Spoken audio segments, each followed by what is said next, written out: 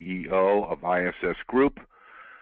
I do appreciate everybody taking the time out today to sit through our webinar introducing our new iRFQ solution. We're very, very excited about this new solution.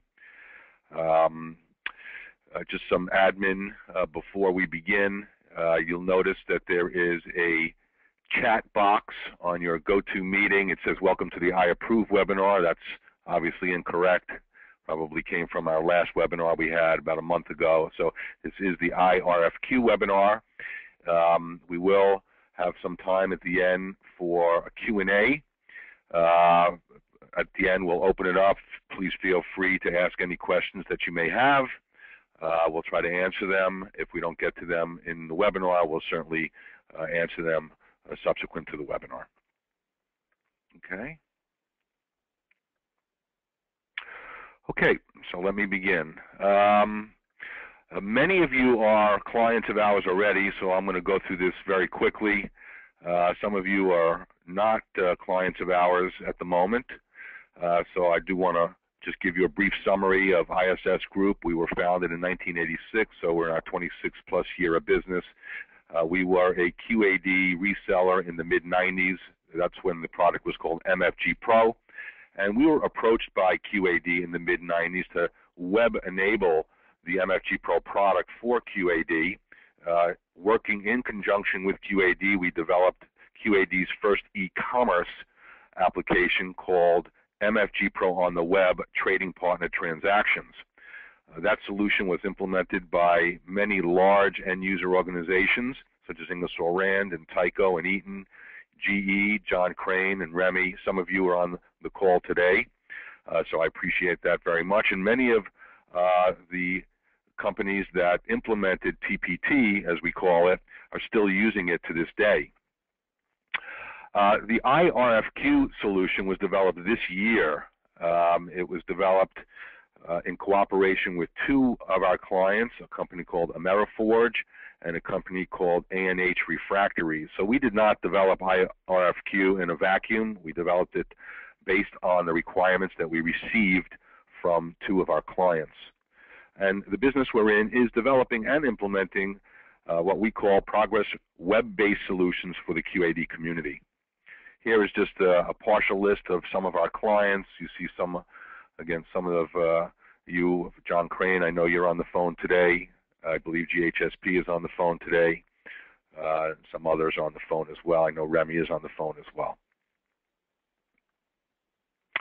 So this is what our solutions portfolio looks like. Obviously, we're adding iRFQ. We're very excited about that.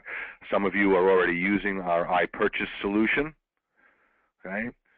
And some of you are also using our iApprove solution. Now, our iApprove solution is embedded inside of our iPurchase solution, as well as is a standalone solution as well. And we've spoken to a number of you on how we can use the iApprove solution for other functions that you are looking to accomplish.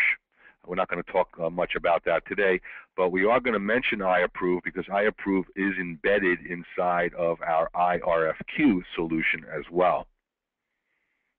We're also going to talk a little bit today about our iFramework development environment. iRFQ was developed using our iFramework development environment.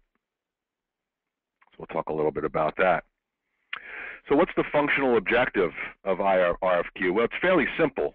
It's to simplify and organize the process of obtaining and tracking price quotes from one or more suppliers for an item. Basically what happened here is one of our clients, AmeriForge, came to us. They just went through an acquisition of a company who builds oil rigs and oil tanks and things like this. And they need to purchase literally thousands of items for each one of their projects. Could be upwards of 5,000 items for a specific project. And they were actually going out and obtaining price quotes for all of those items on a napkin. They had no automation at all. They were using and are using our iPurchase solution to actually purchase items, but to obtain price quotes, they were doing that manually via email or telephone, and they were just writing it down on a piece of paper.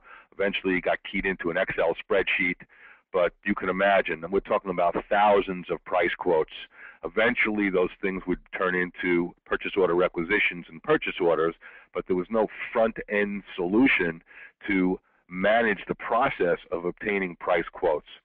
So this was a huge value proposition for them, and they were the beginnings of iRFQ, and then A&H Refractories was very interested as well. We got them involved, and we added some of their requirements as well.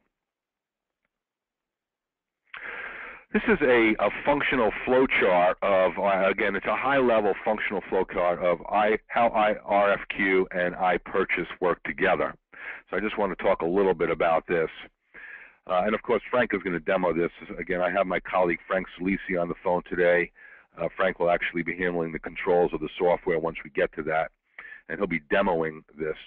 But the way this works is the first thing you do is set up projects. Okay, so a project can be anything. It could be something that you're doing for a specific customer, or it could be anything that you define as a project. Maybe just things that you want to obtain price quotes in the month of November, and say November price quotes. Okay, and that could be a project, or maybe you're building a plant, or you're building an oil tank, as I said, or anything. Okay, so you define what a project is, and you could even assign a customer to a project if you're doing a project for a specific customer. Then you define what's called item groups. Okay, and all of this is for organizing the RFQ process. That's the reason to define projects. That's the reason to define item groups. And eventually those item groups are assigned to a buyer. Okay, and you'll see how that all works as well. And then once you define your item groups, and that's, again, more for classification purposes than anything else, you will then define the items that you actually want to go out and obtain quotes for within the item groups. Okay, so that's how that works. All that maintenance is done, and we're going to demonstrate that maintenance to you today, inside the RFQ database. Once the items are defined, you can submit them into the iApprove routing engine. Now that's optional. You don't need to do that. Right? So AmeriForge, they want to do that, but A&H does not want to do that. So that's up to you whether you want to submit the item. And the reason for that is they have people in AmeriForge setting up the item details that are not the same people that are actually going to communicate with the suppliers to obtain the price quotes. So the buyers, of course, eventually will communicate with the suppliers to obtain the price quotes, and they want to make sure that the item details that were set up by other people within the organization are correct. Unit of measure, description, other pieces of data as part of the item, before that item is sent out to the supplier for a price quote. So that goes through our approval routing engine. And for any of you that are using our iPurchase solution, okay, I think you know what I'm talking about in terms of our routing engine. That is a rules-based approval routing engine. And we're not going to talk a lot about that today. We're going to talk about that in other webinars. That is an optional feature. There's no extra cost to that, but it is an optional configurable feature within iRFQ. If you are using it, you will submit an item or items into the routing process. They will get routed for approval. Once they're approved, you can then select the items for RFQ. If you're not using it, obviously, then you can simply select the items without being approved for RFQ. The items are then sent, well, the RFQ is then sent to the supplier for pricing. Today, that's being done via an Excel spreadsheet. So what happens is once you select the items for RFQ, we create within iRFQ an Excel spreadsheet that gets sent to one or more suppliers. And you can define and select as many suppliers as you want that spreadsheet to be sent out to, and the data within the spreadsheet can also be determined by you. Okay, so for instance, you can send out the same item inside a spreadsheet with different units of measure, and you can ask the supplier to quote on an item in different units of measure. You can also ask the supplier to quote based on different ship to locations. Okay, so you may want a supplier to quote an item based on shipping to one location versus shipping to a different location, and things like this. Okay, so that's all configurable as part of iRFQ. The supplier will fill out the Excel spreadsheet, and that's going to go out to the supplier via email. The supplier will then fill it out and send it back via email, and that spreadsheet will be auto-loaded back inside of the RFQ database. So you will receive the responses from the supplier, and we will load them into the RFQ database. Now, we do have plans for a version 2 to not only send out an Excel spreadsheet, but also offer a web page that a supplier can sign on to and fill out the pricing. So far, AmeriForge and A&H has not had that requirement, but we do have plans to do that. And for suppliers that have the capability of signing on to a website or a web page and filling out, that would be a little bit easier for them than to fill out an Excel spreadsheet and emailing that back to you. And that's pretty much the process. Now, in addition, and again, optional, if you're using iPurchase, or if you're interested in using iPurchase, you can then select items. First, obviously, you can compare the responses, okay, and you'll see that when we do the demo. There's a dashboard, and you'll be able to compare the pricing and the responses from each one of the suppliers. But if you're using iPurchase, you can then select the items that you'd like to actually create purchase order requisitions. It's fully integrated with both QAD as well as iPurchase, and you're going to see that as well. So the items, the suppliers, they all come, the customers, they all come directly out of QAD, from the master files in QAD. There's no data replication, no different than iPurchase. And if you do create purchase order requisitions out of iRFQ, they will be created inside of iPurchase, and then you can utilize iPurchase the way you utilize it today if you're using it.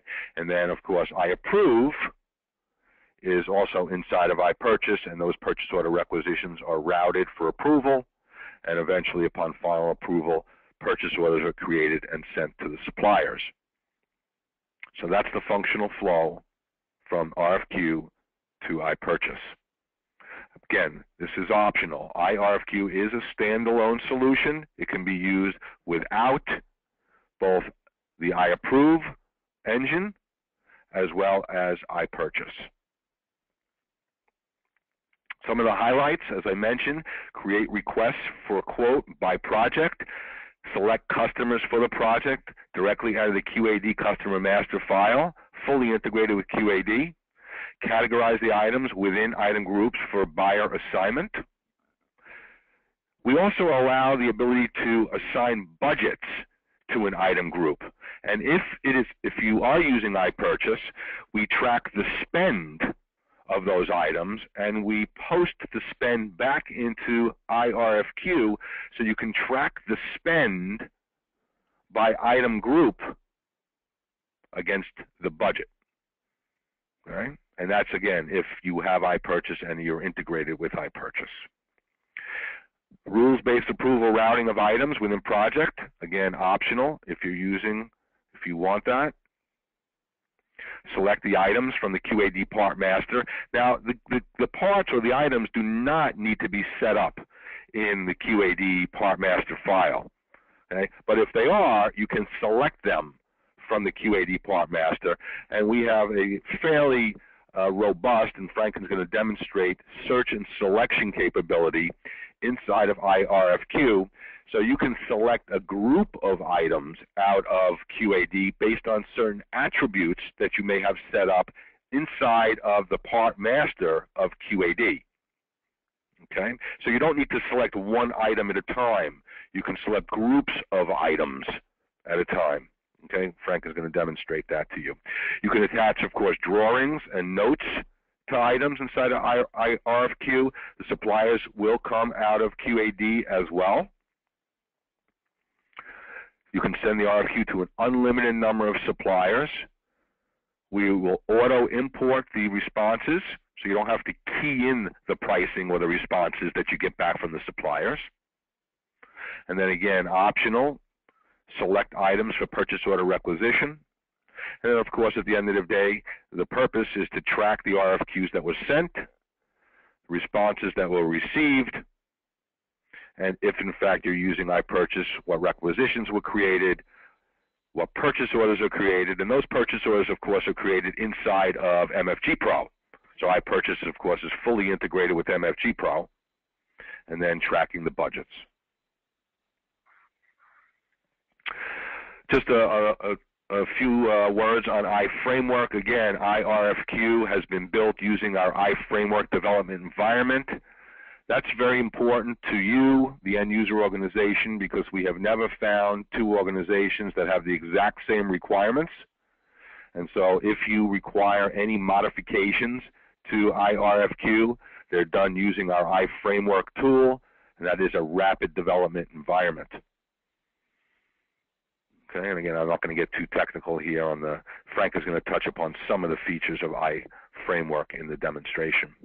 And of course, iApprove is a rules-based approval routing technology. That's very important to understand, rules-based, so there's no programming involved. You, the end user organization, define the rules to route the request. In this case, it's RFQs. In iPurchase, it is, of course, purchase order requisitions. We have companies that are using it for CapEx requests and many other uses of iApprove. Okay? So that all being said, I'm going to hand it over to Frank, and Frank is going to show us some software. Okay? Thank you, Frank, Andy. you're welcome. Yep. So Mike, will you pass? Yeah, someone. Mike, can you pass the presentation over to Frank? Okay, terrific. Thank you. Okay, welcome everyone. Hopefully you're all looking at a screen that shows an iRFQ login page. If anyone's not, please raise your hand. I'm going to log in as myself, and we'll start the demo. All right, so on the left-hand side, let's just walk through the actual layout of the screen. On the left-hand side, we have our menu. The menu is fully configurable by you guys. It's also secure, so you can give each individual user access to any of the functionality that you see, any or all, okay? You can limit down users to only have certain things or everything, or anything in between, all right? On the top-hand side, in the center right, we have our maintenance section. This is where we're actually going to key in data, add, modify, delete. That's on top. And on the bottom, we always have a browse. And this browse will list all of the records that can be modified for the particular function that you're in. All right, so we happen to be in project maintenance, so these are 4 different projects that I have defined. Every screen that I'm going to show you is going to look exactly like this one. We'll have our menu on the left, we'll have our maintenance section on top, and we'll have the records that we can choose from down at the bottom. All right. Now, along with that, we also have some common buttons right here. Every screen is going to work exactly the same. We have a save, a new, a delete, a copy, notes, and an audit trail. And I'm going to show you each and every one of these. On top, we have our project picker. So we have 4 different projects, and as we walk through the screens, we can easily change between projects just by changing up here. And we also have our logged in user ID. Okay, so that's all given to us by our development environment, what's called our framework that Andy mentioned a few times. So every screen will look and act and work exactly the same way. All right, so let's start with projects. We have 4 projects listed, and I'm just going to go through them real quick just so that we understand what a project is. we have this ongoing miscellaneous odds and ends project. Anything, all the one-offs that I need to order, I can basically put under this project, okay? Rather than creating a new project for a laptop that I have to purchase, that's a lot of work involved in creating a project. So instead, I have one that's always open that I put miscellaneous items on, and this is that miscellaneous project. All right, then here I have another project, which is to build an airplane. Just an example. For this customer, 01 million. We list the industry that this customer is in, and we also list the product line of the equipment, of the project, of what we're building. So this is power equipment. And you guys will determine what your industries and product lines are, so you can populate this list based on your business. All right, these are just the examples that I have in my demo system here. I have another one here, which is a drilling rig, and I have a fourth one, which is a third floor makeover. Okay, so a project can be anything. It could be an internal, it could be external, it could be a building something for a customer, it could be an ongoing, buy a laptop, buy supplies, pens, paper, etc. Anything can be set up through this system. Well, I'm going to show you my airplane setup. Okay, so first thing I'm going to do is I'm going to go into my item groups. This is a new page, and I'm going to select my airplane setup. And I'm going to show you the item groups that make up an airplane, at least, just a couple of them here. I'm sure it would take me 3 months to identify all the items in an airplane. So we have only a limited number of groups defined for demo purposes. We have electronics, we have an engine, we have the metal, the titanium, for the exterior. We have the tubing that all the wires are going to run through, and I also added 2 wings. Otherwise, I'm not going to get very far without wings. So these are my 5 groups. So underneath the project, we define groups. Okay. Now, with a group, we can associate a default buyer. So all of the items that are required to be purchased in order to build 2 wings will go through a certain buyer. All right. Now, you can set it up that way. You don't have to. This is only default. So that means all the items that are created under this group will default to a specific person. But you have the ability to change that. Okay? And we can also attach a budget to a group. And later on, we'll track budgets against the groups, and also at the project level. Now, your groups can be anything. I've kind of split it up here in many different ways, where I have electronics and engine and this and that and the other thing. You can create your groups based on whatever grouping requirements make sense to your business or to you. Okay? So there's no set way. There's no definition of a group. A group is whatever you need it to be. It's a collection of items. And whatever makes sense for you to group those items, that's your group. Okay? But the only caveats are that we do have a buyer, a default buyer, and a budget. Okay? So if it makes sense for you to try to capture the budgets, and you need to report on the budgets, then you may want to set up your groups in a way where that's possible. All right, so now I have these 5 different groups. The next step is to actually create items within those groups. Now I have a couple of items here that are already approved. I was testing this earlier before the demo just to make sure everything still worked. Luckily it did. But I have a couple of groups. I'm going to start from scratch and just create a couple more items to show you how this all works. So again, the screen all looks the same. We have our maintenance on top and our browse on the bottom. So we have a couple of different options for items. First is we can create them manually, one at a time, just key in all the information. The second way of doing it is to do a batch add. All right. So you'll see the little hover box there. It says add QAD items. So rather than adding one record at a time, we can add multiple records, multiple items. So when I click on batch add, it's going to show me a list of all of the items that are in QAD. Okay, so I may have 100,000 items in QAD. So I want to show you some of the iFramework search capabilities that we have.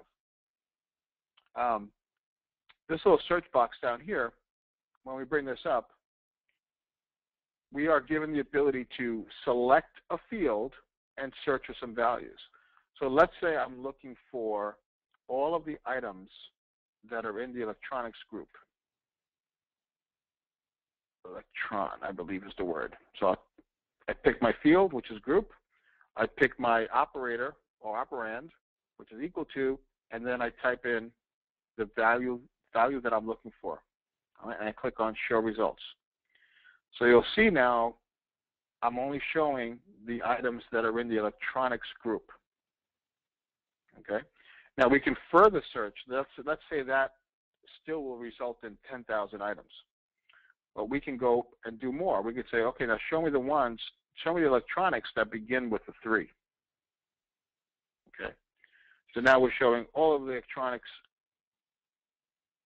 group where the item number begins with a 3.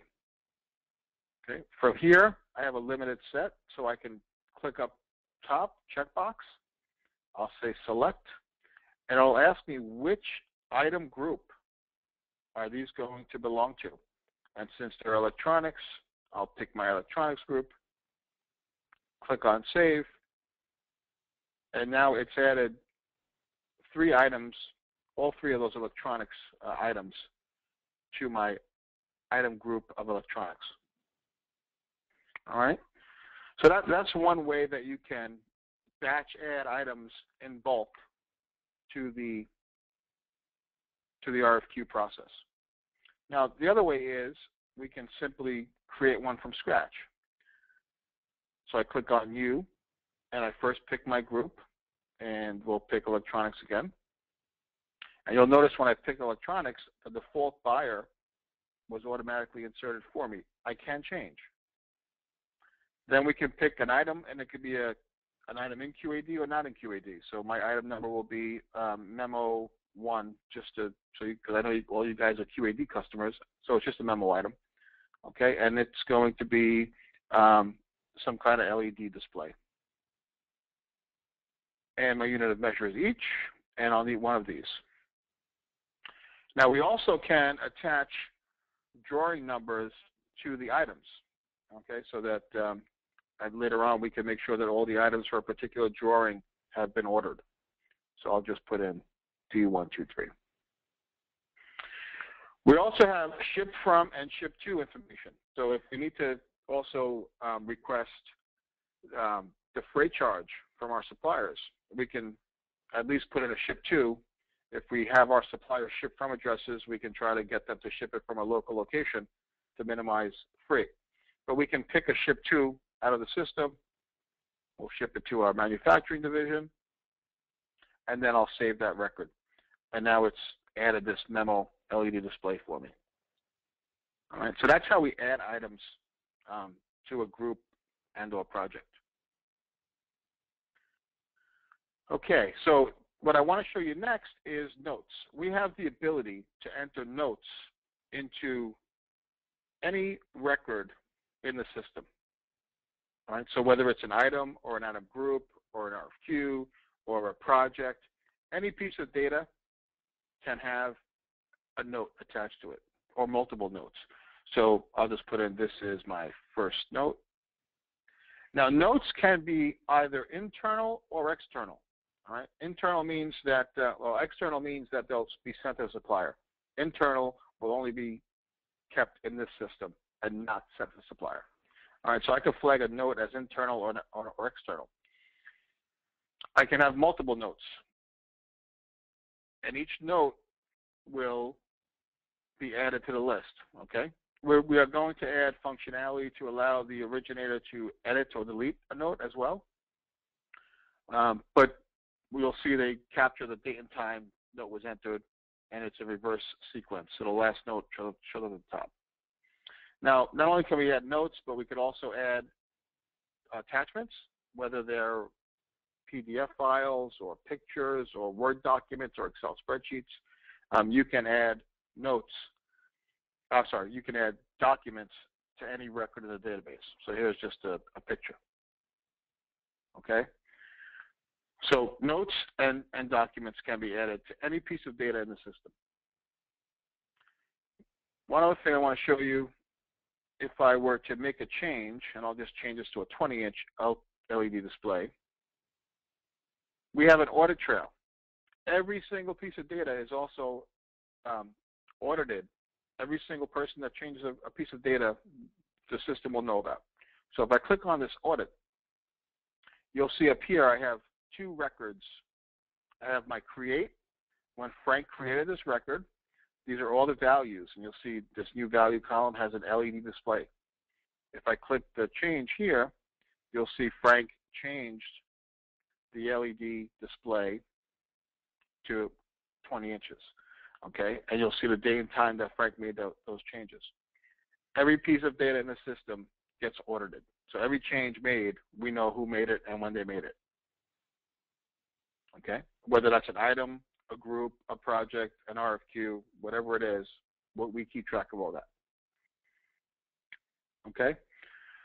All right, so the next step in the process is to, before I do your next step, we have the ability, there's a bunch of functionality down here.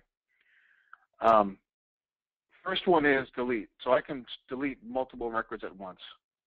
When we're talking about a high volume of records, we want to be able to batch process those records. We don't necessarily want to do one at a time. So we have the ability to delete multiple. We also have the edit multiple capability. So if I wanted to change all the units of measure on all of these records selected to each and change the quantity to 10, I can do that all in one step. So now all four of these records, if you notice up here, have a unit of measure of each and a quantity of 10. I could also scroll to the right here. Here's my each, and my quantity is there someplace. Here's my quantity, okay? So you can batch edit. You can change any of this data for a whole bunch of records all at once. You don't have to do one at a time, okay? Now, in my system, I have approvals turned on. So we want to get this data checked by someone else before we actually continue along the process.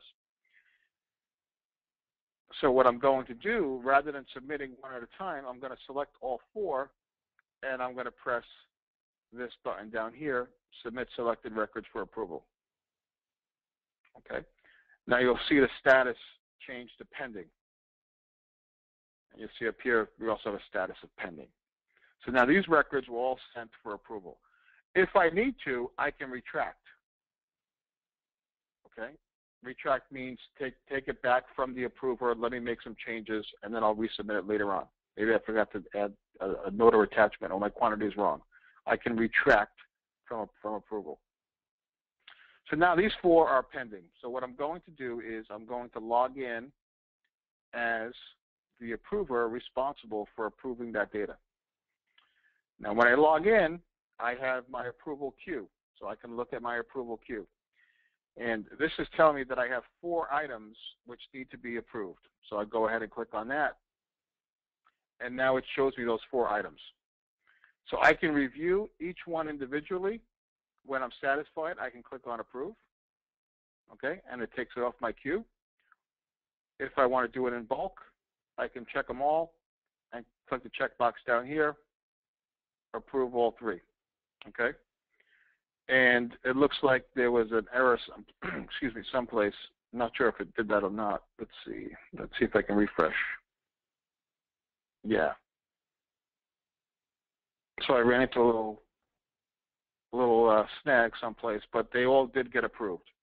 Okay. So now I have 4 items that were approved.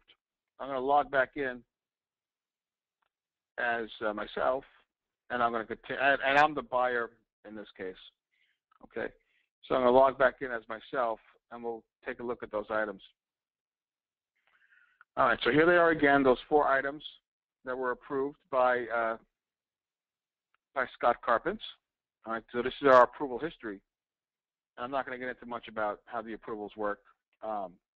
Most of you folks are using iApprove, so you know how the approvals work. It's identical to iPurchase. Okay, but I have 4 approved items, and the next step is to actually create some RFQs on these approved items. And like Andy said, that a whole approval process is optional. So we're going to create some RFQs. I picked all 4 items. I'm going to now select some suppliers that I want to send this to. So again, we're brought up with a list that we can pick from. We can search to narrow down the list. We can, show me all the ones that sell electronics components only, something like that. But we'll pick CDW and Dell. That should be straightforward enough. So I have 2 suppliers selected, and I go ahead and click Create RFQ. So you'll see down here at the bottom that 8 RFQs were created. All right. And the reason why there was 8 is because I had 4 items selected, and I picked 2 suppliers. So 4 times 2 is 8. Next step in the process is to actually send the RFQs out to the supplier, because I can just create those all day long, and then at the end of the day, when I have all of my CDW items ready for RFQ, I could do that all at once and put it all in one big spreadsheet for CDW rather than sending them 7 throughout the day. Okay. So what we'll do here is we'll select all of our electronics components, and we'll click on Send RFQ. All right, so I'm only going to send an RFQ for my electronics, and they're going to go to CDW and Dell. I must have had some in here prior. Yeah, I definitely had some in here prior, the ones I did earlier. All right, but I'm going to send all these guys out in an Excel spreadsheet. So I sent out 3 Excel spreadsheets via email, and it looks like it was CDW, Dell, and MSC was the first one. All right, so that was just some old data. But now they received an email with a spreadsheet in it. Now the next thing that we're going to do is we're going to receive that email back from the supplier, and we're going to import it back into the system. All right, so the supplier went in and they filled out that spreadsheet. They put the cost, they put the freight, they put the promise date into that spreadsheet, and they sent it back to us. We then import it into the system. I'm going to bypass all that. It just takes some time. So instead, I'm going to pick an item here. Let's just pretend that CDW told us $100. So you don't need to have the spreadsheet. You can also do it over the phone or manually, and you can fill in the data yourself. So that's just what I'm doing here. I'm filling in the data manually. So for this particular item, CDW came back and said it's going to cost you $100, and the freight is $10, and we could have it on 12/31. All right, that's my alkaline batteries. And then let's choose the Dell one, and Dell says, well, it's going to cost you $120, free shipping, 12/31. Same day, you'll get it back. Okay? So now we have some RFQs in the system. And again, those are going to come back and be loaded automatically for you. And phase 2 is where the supplier is going to fill out a web page. They'll get a link. Rather than seeing the spreadsheet, there'll be a link in that email as well, and they can click on that link. It'll be taken to a system like iRFQ, but it's sort of the supplier portal, and they'll see all the items that we need pricing for. They'll fill out that screen, and that data will automatically be in iRFQ. Also in phase 2 is the ability to send EDI-type transactions to the supplier right into the supplier's system and sort of do a price check right into the supplier's system where it's completely automated. You know, the supplier may not even be required at that point to do it manually, where their computer can just generate a price for us and give it right back to us. That's all part of phase 2. Okay. So right now I have these 2 alkaline batteries. I got a price from CDW and I got a price from Dell. All right, CDW here is cheaper. So what I'm going to do is I'm going to select CDW, and I can select multiple. Okay, I can come back in here and say, well, give me these guys too. Let's pick this one here. We have tubing also. That's for CDW. So I'm going to select these 2 lines, or these 2 quotes that I got back from CDW, and I'm going to create requisitions. Okay. When I do that, you'll see that 2 requisition lines have been created, and I have a requisition number. All right, so let me flip back. Let me go to the next page, requisition PO inquiry. So here is where it sort of gives us a snapshot of all my items, and if they're on rec, or if they're on PO. All right, so this top, let me sort by rec number. These top two are the two that I just ordered. All right, so I have 1,010, 1,010 that are on requisition. All right, once I approve that PO in iPurchase, you'll see these quantities start to change. So let's go into that. Let's go into that requisition in iPurchase. So if I click on here, it takes me right into iPurchase. All right, it shows me those alkaline batteries and the tubing. And if you guys are familiar with iPurchase, you've seen this before. If you're not familiar, this is our requisitioning system, which automatically creates purchase orders, all integrated completely with QAD. That's about as much as I'm going to talk about iPurchase in this webinar, but it does interface to QAD purchase orders. So if I have an error here telling me I need a description, tubing, we'll save that. We also want to add accounting information to these two lines. So I'm just doing this quickly because this really isn't part of the iRFQ demo. But I have a requisition now ready to be approved. I submit it for approval. You'll see now the status is pending. What I'm going to do is to just bypass all the approvals. These are the approvals that are required to get this requisition processed and the PO created. I'm going to just bypass them to save time. And right now it's actually going ahead and creating a purchase order. So you'll see purchase order 1846 was created based on my two RFQ items.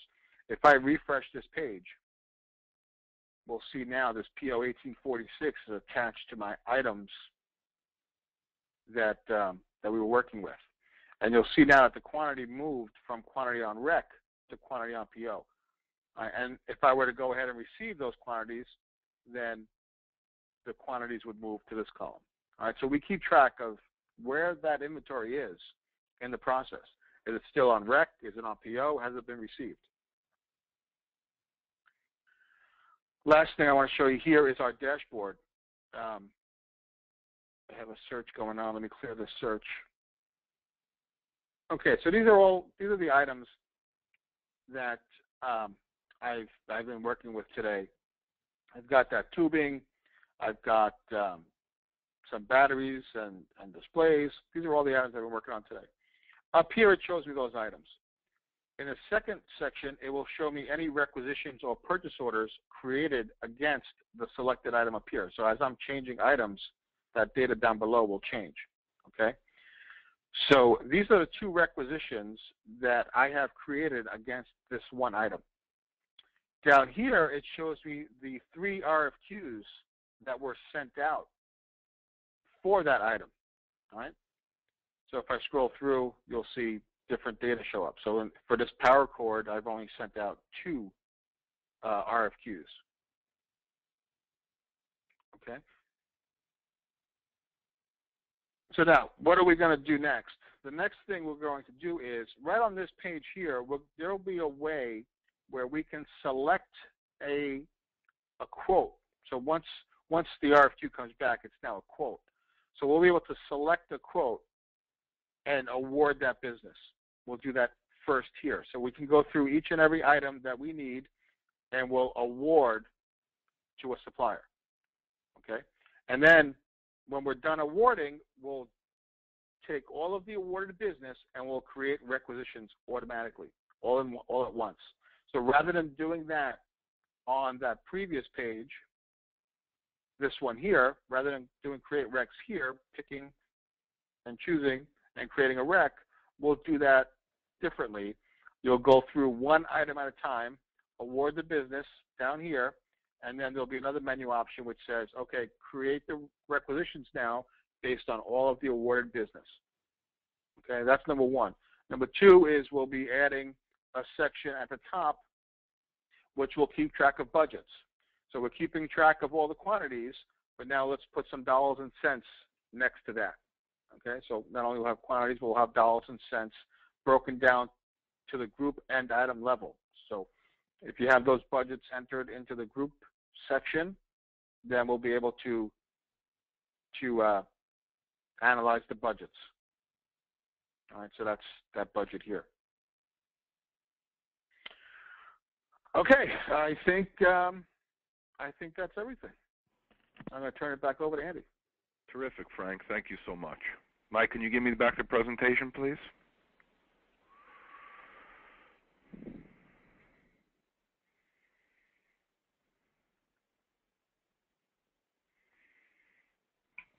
Okay. So that pretty much concludes our presentation for today. There was one question. The question was, will the presentation be available in PDF? And the answer is, of course, yes. I will send out my presentation to everybody who registered for today's webinar. Also, the question was, when will we be available to ask additional questions, as well as discussing any estimated costs? And the answer is, as soon as you want. So here is my contact information. You can email me at this. Of course, I will follow up with each one of the people who attended our webinar as well. So, of course, you won't have to chase me. I will, of course, contact you. You can contact me at that email address, or you can call me directly at this number. We'd be happy to speak with you and answer any questions that you may have. And if there are no other questions, that pretty much concludes today's webinar. Once again, we thank everybody for attending. We hope you found it interesting and productive. And we hope you attend our future webinars as well. So thank you all very much.